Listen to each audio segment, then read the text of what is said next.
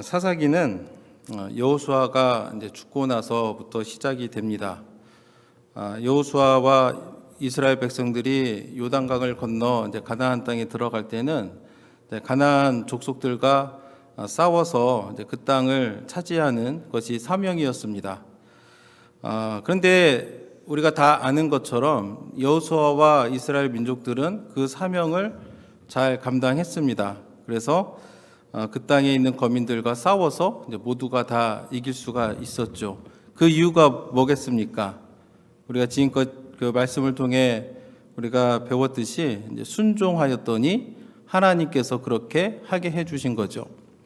그리고 여호수아가 죽고 나서 이제 사사 시대가 시작이 되는데 사사 시대에 주어진 사명이 있습니다. 그것은 뭐냐면 이미 전쟁에서는 이겼는데 그 땅에 있는 족속들을 몰아내고 이제 그곳에 거룩한 하나님의 그런 공동체를 세우는 것이 사사 시대에 주어진 사명입니다.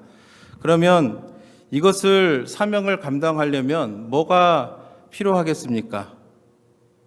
어떻게 하면 이 이스라엘 백성들이 하나님께서 주신 그 분배받은 그 기업을 잘 지키며 그 땅에 있는 가나안 거민들을 몰아내고 하나님의 그런 거룩한 백성으로서 살아갈 수 있었겠습니까? 그 비결이 뭐겠습니까?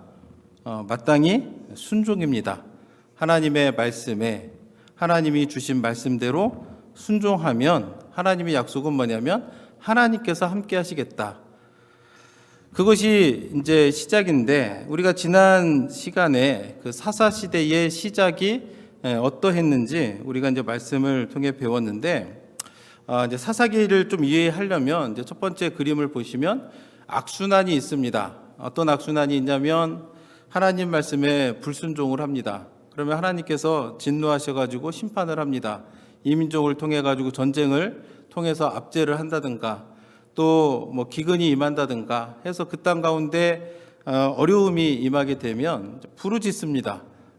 힘드니까 어려우니까 부르짖고 그러면 하나님께서는 또 은혜를 베풀어서 사사를 세워서 그 백성을 이제 구원하시고 그리고 나면 평화가 주어집니다. 근데 평화가 주어지는 그 기간에 이스라엘 백성들이 또 하나님의 은혜를 잊어버리게 되고 이제 그리고 나서 다시금 하나님 말씀에 불순종하게 되는 이러한 그 순환이 반복적으로 일어나는 것이 사사 시대의 특징 가운데 하나입니다. 그 다음 그림을 보여주면 지금 보시는 이제 그림이 이스라엘 백성들이 이제 제비를 뽑아서 기업으로 받은 그 땅입니다. 지난번에는 유다 지파와 시므온, 이제 베냐민 지파가 어떻게 하나님께서 주신 사명을 감당했는가를 우리가 말씀을 통해 배웠는데 결과는 불완전한 순종을 했다는 겁니다. 그래서 유다 지파 보고 올라가라. 내가 너와 함께하겠다. 그들을 내게 주겠다 말씀하셨는데 세 가지 불신앙을 했었다라고 말씀을 드렸습니다. 그래서 어머니가 같은 시므온 집 족속과 이제 같이 가기를 원했고 두 번째는 아도니베섹의 그 왕의 그 엄지 손가락과 이제 발가락을 잘랐다. 이것이 이제 전사로서의 능력을 빼앗는 건데 이제 이것이 뭐가 문제냐? 가나안 족속들이 이미 했었던 이제 그러한 풍습을 이제 받아들인 이제 계기가 됐었다 말씀을 드렸고 마지막으로 하나님께서 그 가나안 족속들을 만나면 다 멸절하라. 그들을 불쌍히 여기지도 말라라고 말씀하셨는데 그를 죽이지 않고 예루살렘까지 끌고 가는 그런 그 불신앙의 모습을 보였더니 결국에는 절반의 성공을 하게 됩니다. 반만 정복하고 반은 정복하지 못하는 이스라엘 민족에는 큰 두 가지 그 큰 지파가 있는데 하나는 이제 유다 지파죠. 그래서 지난 시간에는 유다 지파, 그러니까 영적인 축복을 받았던 유다 지파가 어떻게 하나님께서 주신 사명을 감당했는지를 봤다면 이제 오늘 이 시간에는 이제 또 다른 요셉 가문, 요셉 가문은 두 개의 지파가 있습니다. 이제 에브라임 지파와 이제 므낫세 지파가 있는데 이제 그 중에서도 에브라임 지파가 이제 가장 큰 지파여서 실제적으로 에브라임 지파하면 나중에 그 나라가 둘로 나뉘었을 때 이제 북쪽 왕국을 대신해서 이룰 정도로 이제 대표적인 지파가 되고, 이제 남쪽은 또 유다 하면 남왕국을 이르는 이제 말이 됩니다. 그래서 지난번에 유다 지파는 온전하게 순종을 하지 못했는데, 오늘 말씀을 통해서 그렇다면 요셉 가문은 하나님 앞에 어떻게 했는가 이제 보게 될 텐데, 오늘 본문 22절 말씀을 보면 이렇게 기록되어 있습니다. 요셉 가문도 베들을 치러 올라가니 여호와께서 그와 함께 하시니라. 처음에 유다 지파에게 말씀하셨던 것과 똑같이 하나님께서 올라가라, 그러면 내가 너와 함께 하겠다, 그렇게 약속을 하십니다. 그러면 요셉 가문은 어떻게 했는가? 이제 베델을 치러 올라가는데, 베델은 북쪽 그 지역의 거의 성지와도 같습니다. 남쪽 하면 우리가 떠오르는 게 예루살렘이 떠오르듯이, 이제 북쪽 하면 이제 베델이 이제 뭐니 해도 또 이스라엘의 역사 가운데서는 굉장히 중요한 지역인데, 이제 그곳을 치러 올라갑니다. 그래서 이제 23절을 보시면 요셉 가문이 베델을 정탐하게 하였는데 그 성읍의 본 이름은 이제 루스라. 우리가 23절을 보게 되면 처음에 이스라엘 민족들이 요단강을 건너서 이제 여리고성을 점령했을 때와 이제 비슷한 그런 그 상황을 이제 목격하게 됩니다. 여리고성을 점령할 때에도 미리 정탐꾼을 보내서 이제 그곳에서 이제 라합이라고 하는 여인을 만나게 되는데, 요셉 가문이 베델을 가게 했는데도 이제 정탐을 미리 합니다. 그런데 24절, 25절을 보시면 정탐꾼들이 그 성읍에서 한 사람이 나오는 것을 보고 그에게 이르되 청하노니 이 성읍의 입구를 우리에게 보이라, 그리하면 우리가 내게 선대하리라.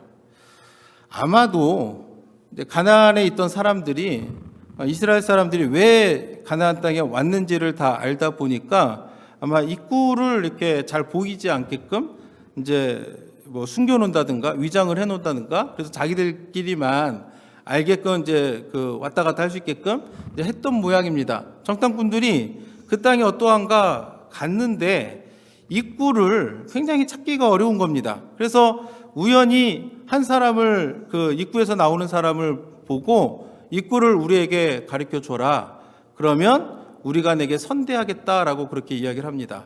마치 그 라합이 이스라엘 정탐꾼들을 숨겨주고 이제 선대를 받았던 것처럼 이제 그런 비슷합니다. 그래서 그 사람이 입구를 가르쳐 주니까 그들이 이제 그곳에 가서 칼날로 그 성읍을 쳤으며 오직 그 사람과 그의 가족을 놓아 보내매. 비슷한데 다른 게 있습니다. 라합은 먼저 그가 하나님 앞에서 자신의 신앙을 고백하는 것이 있었습니다. 그들이 라합이 정탐꾼을 먼저 숨겨주고 자신의 신앙을 고백을 했을 때 그 정탐꾼들이 우리가 내게 선대하겠다라고 말을 했는데, 지금 사사기에서는 그런 과정이 없습니다. 거기서 성 입구에서 입구를 가르쳐 준 사람이 뭐 하나님 앞에서 내가 하나님 백성이 되겠습니다라고 약속한 적도 없고, 뭐 하나님의 은혜에 대해서, 하나님이 하신 일에 대해서 전혀 언급이 없는데, 그냥 다만 한 가지, 성읍의 입구만 가르쳐 주면 우리가 내게 선대하겠다라고 그렇게 이야기를 합니다. 그래서 입구를 가르쳐 줬고 약속대로 그의 그 가족들을 다 놓아 보냈는데 그 결과가 어떻게 됐는가? 26절에 보니까 그 사람의 헷 사람들의 땅에 가서 성읍을 건축하고 그것의 이름을 루스라 하였더니 오늘까지 그곳의 이름이 되니라.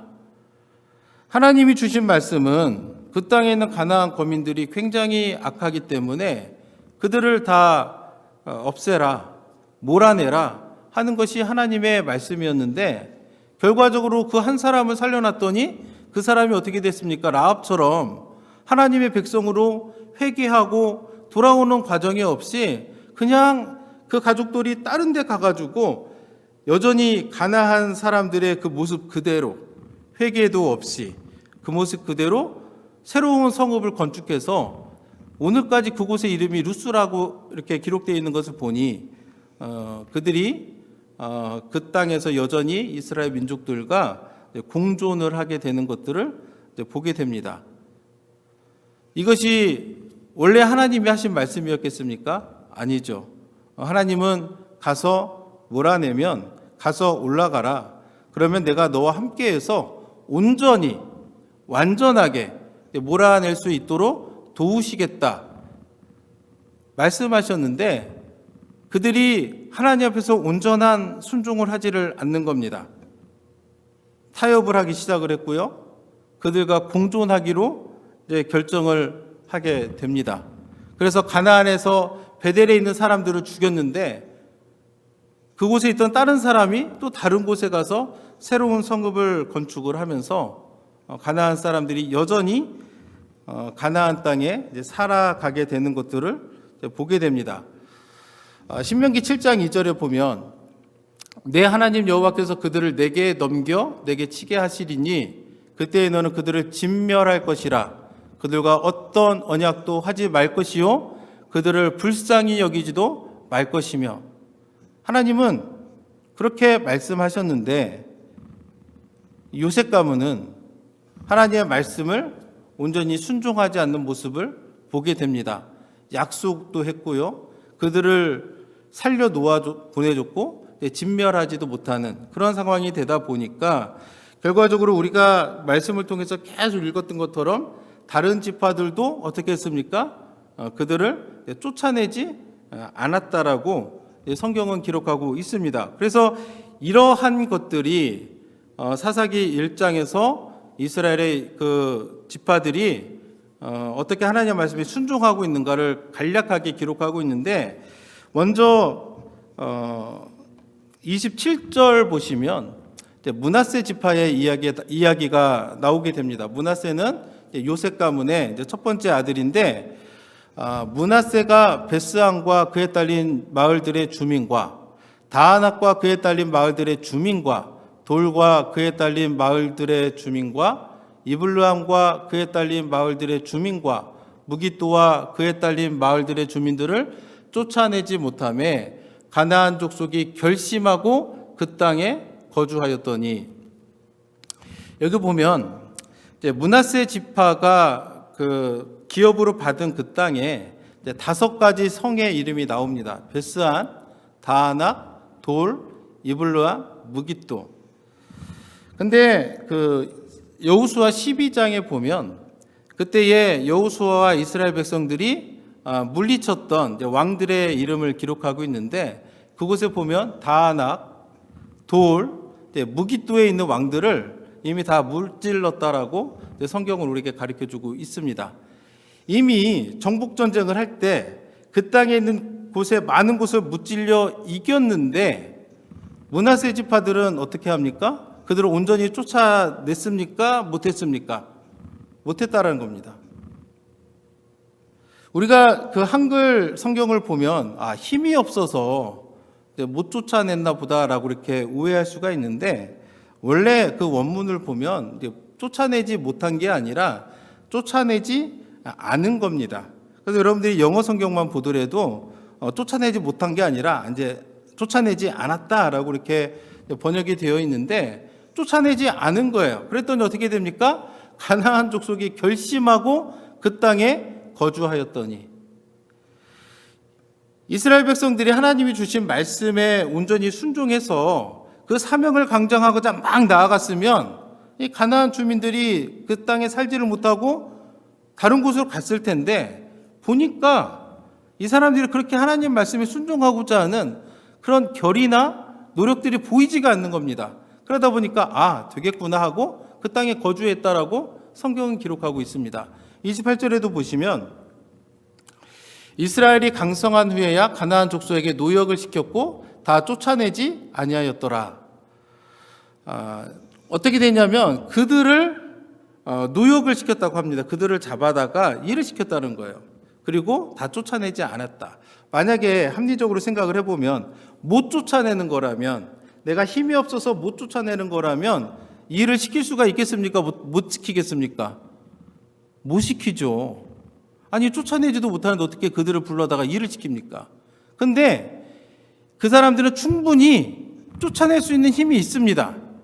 이미 전쟁도 이겼고 충분한 힘이 있는데 그들은 대신 쫓아내기보다는 뭐 아니냐? 잡아다가 일시키는 일을 했다라는 거예요.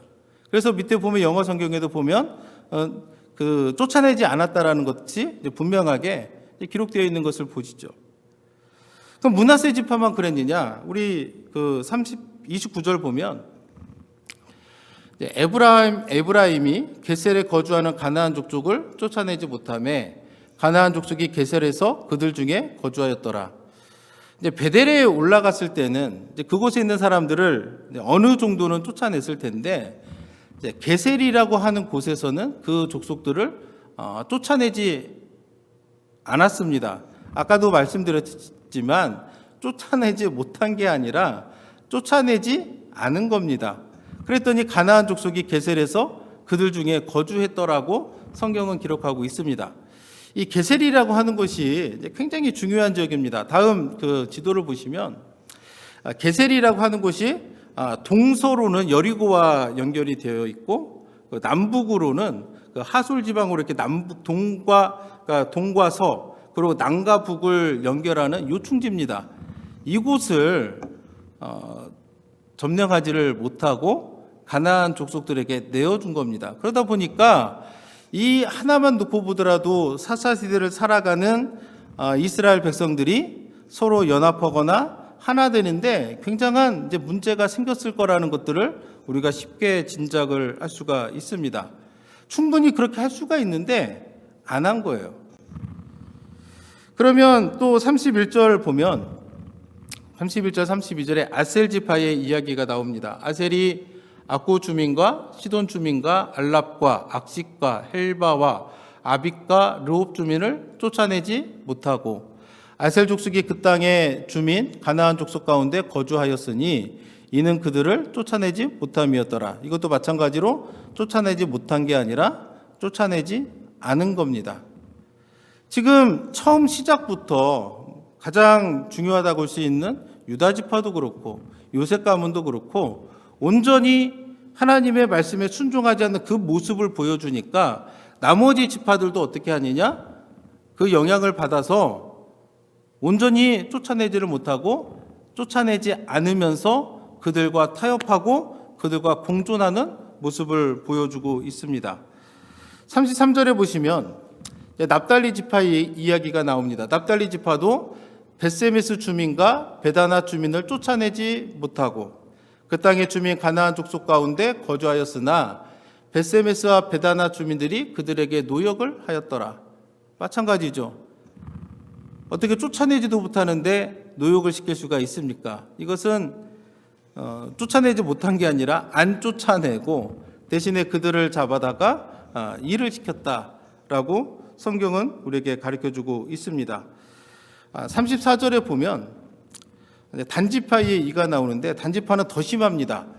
아모리 족속이 단자손을 산지로 몰아놓고 골짜기에 내려오기를 용납하지 아니하였으며 앞선 지파들은 주어가 그래도 스불론이 에셀이 납달리가 그래도 이스라엘 지파가 그 주어가 돼서 뭐를 했다 이렇게 나오는데 단지파 같은 경우는 아모리 족속이 그 주어가 돼가지고 산지로 몰아넣었다.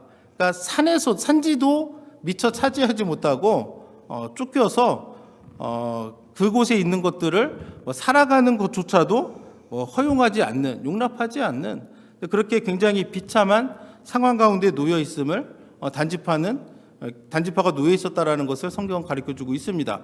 그래서 다시 한번 그 지도를 보면은 단지파가 이게 두 군데 이렇게 기록이 되어 있다라는 것을 보게 됩니다. 왜 두 군데 이렇게 단지파가 기록이 되어 있겠습니까?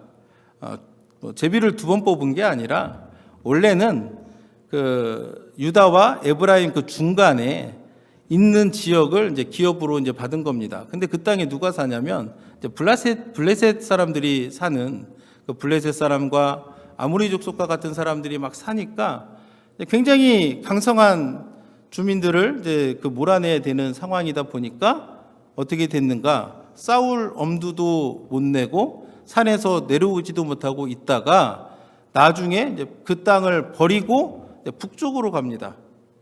그래서 아래쪽에 있는 것은 이제 원래 기업으로 받았던 땅이고, 위에 단일하게 있는 것은 이 땅은 너무 힘들다, 우리는 못한다라고 해가지고 그 땅을 버리고 새로 자리를 잡은 곳이 이제 북쪽에 이제 지파가 북쪽 땅을 이제 새로운 기업으로 삼아서 이제 단 지파들이 이제 머물렀던 것들을 이제 보게 됩니다.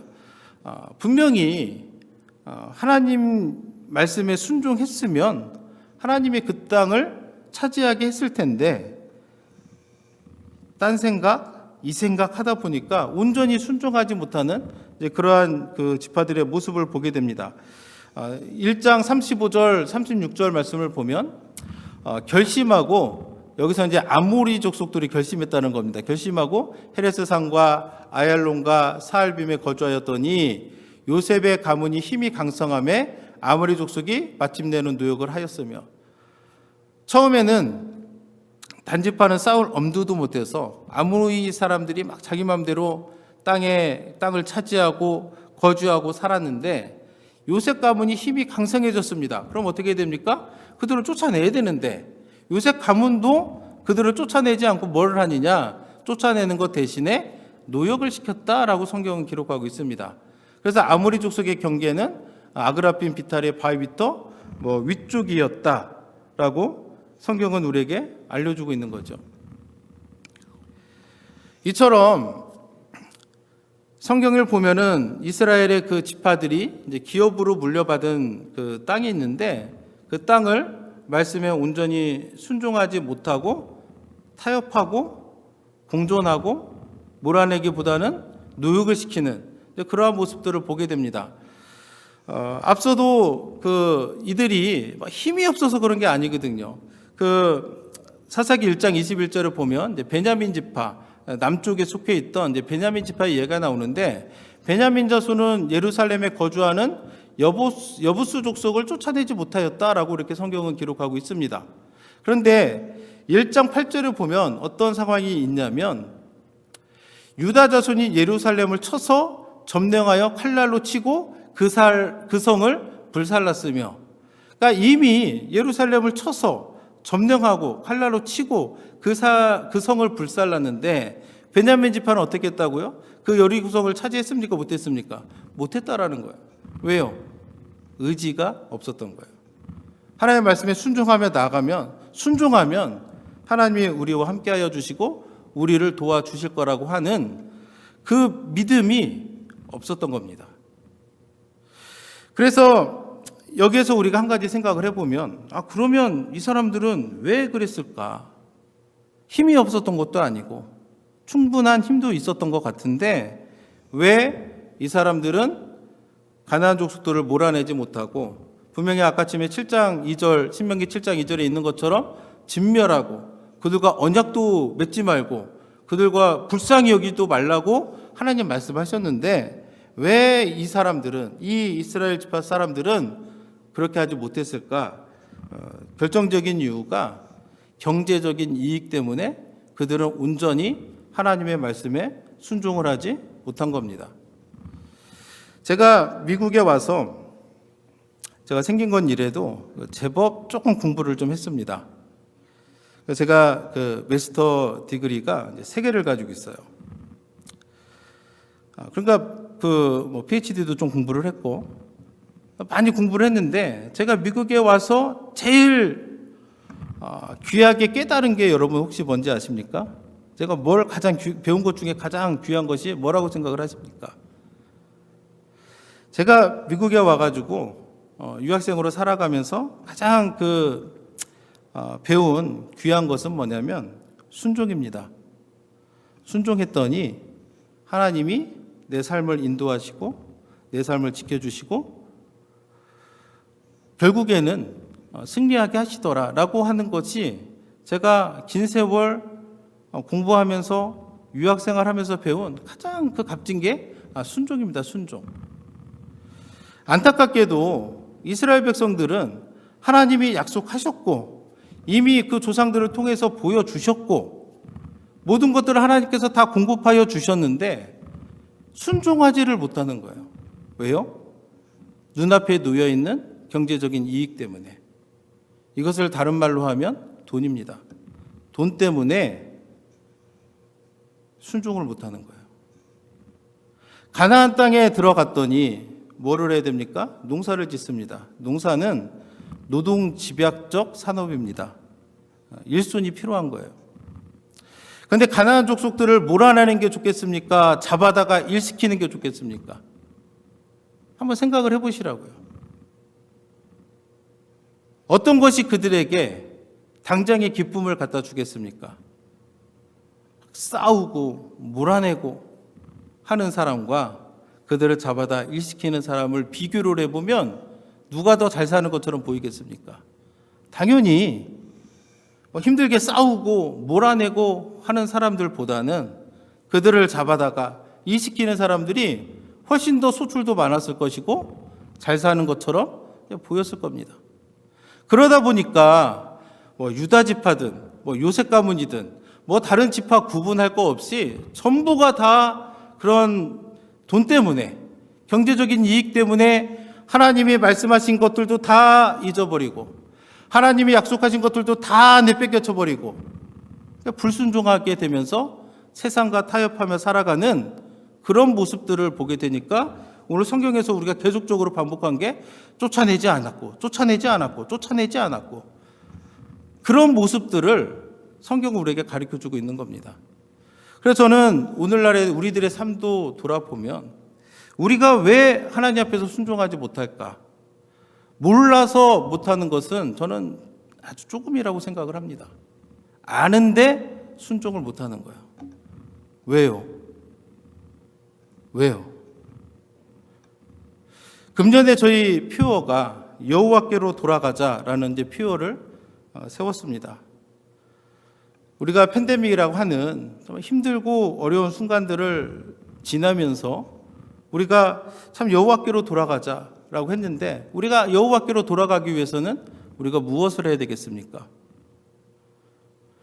우리가 온전히 이 땅을 살아갈 때에 그냥 잘 먹고 잘 살고 남보다 더 좋은 집에 큰 집에 좋은 차를 타고 이런 것이 우리가 이 세상을 사는 목적이 아닙니다. 그렇게 하라고 예수님이 이 땅에 오신 것도 아니고요.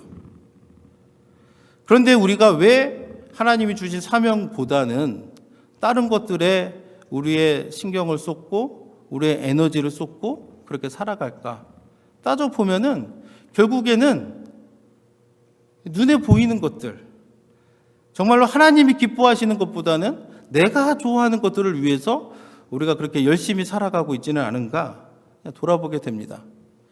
그래서 성경은 우리에게 가르쳐주는 것이 뭐냐면 디모데전서 6장 10절 말씀에 보면 돈을 사랑함이 일만하게 뿌리가 되나니 이것을 탐내는 자들은 미혹을 받아 믿음에서 떠나 많은 근심으로써 자기를 찔렀도다. 우리가 이 세상을 살아가기 위해서 무엇을 사랑해야 되는가? 하나님을 사랑하고 하나님이 주신 말씀을 사랑하고 좀 하나님이 우리에게 베푸신 그런 것들을 우리가 사랑하며 살아가야 되는데 너무나도 많은 순간에 우리가 그것들보다는 돈을 사랑하면서 때로는 그것 때문에 누군가에게 상처를 주고 누구는 그 돈을 사랑하는 그 마음 때문에 누군가를 업신여기기도 하고 그렇게 하면서 악을 행하며 살아가고 있지는 않은지 우리가 돌아봐야 됩니다. 금년에 우리가 표를 삼아가지고 이제 로마서 12장 1절 2절 말씀을 가지고 여호와께로 돌아가자라고 그렇게 이제 세웠습니다. 우리가 보면은 2절을 보니까 너희는 이 세대를 본받지 말고라고 분명하게 말씀하고 있습니다. 우리가 하나님이 기뻐하시는 삶을 살려면 어떻게 해야 되느냐? 첫 번째 할 일이 뭐냐면 이 세대를 본받지 말아야 되는 거예요. 자꾸 내 눈에 보이는 좋아 보이는 것들을 쫓아서 살지 말라는 겁니다. 하나님이 우리에게 주신 그 말씀을 쫓아서 살아가라는 거예요. 때로는 그것이 힘들고 어려워도 그렇게 하면 하나님의 말씀을 신뢰하고 순종하면 하나님이 우리 인생을 책임져 주십니다. 아멘. 여기는 그 이스라엘 족속들이 가나안 족속들을 몰아내지 않고 노역을 시켰을 때는 굉장히 자기들끼리는 좋았을 거라고 생각을 합니다. 농사도 지었더니 많은 소출을 얻을 수 있고, 뭐 광야에서는 만나 좀 이렇게 거두면 하루 지나면 다 없어지는데 창고에 이렇게 쌓이는 거 보면은 우리가 통장에 이렇게 잔액 보면서 기뻐하듯이 그런 마음이 있었을 겁니다. 근데 결국은 뭐냐? 사사기가 우리에게 전해주는 그 결국은 뭐냐?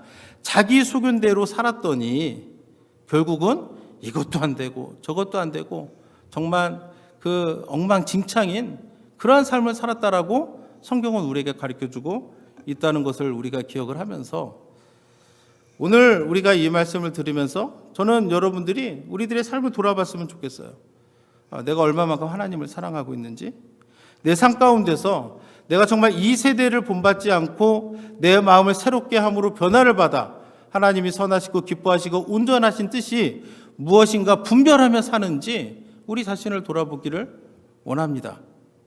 돌아보고 그렇지 못한 부분이 있다라면 하나님 앞에 회개하고, 또 하나님 앞에 나와서 부르짖으면서 하나님의 도우심을 구해서 하나님이 원하시는 그 모습대로 저와 여러분들이 살아가기를 원합니다. 그래서 우리의 생각이 이제 바뀌어야 되는 거예요. 내가 정말 눈에 보이는 것들, 남들이 하는 것들, 이런 것들을 위해서 내가 살아왔는지, 아니면 하나님이 주신 말씀을 내가 내 가슴에 품고 정말 사람들이 뭐라 하든 말든 내가 하나님이 주시는 그 말씀을 내가 쫓아서 순종하며 내가 살아왔는지 돌아보면서 정말로 이 시간에 우리가 마음을 결단을 해서 그렇게 못했다면 회개하고 돌아서기를 원하고, 내가 한다고 했지만 좀 부족한 부분이 있다라면 더 열심히 해가지고 하나님이 이끄시는 대로 하나님이 주신 그 소명을 쫓아서, 목적을 쫓아서 내 인생을, 내 삶을 주님께 드리겠다라고 결단하는 저와 여러분들이 되기를 예수님의 이름으로 축복합니다. 이 시간 함께 기도하도록 하겠습니다.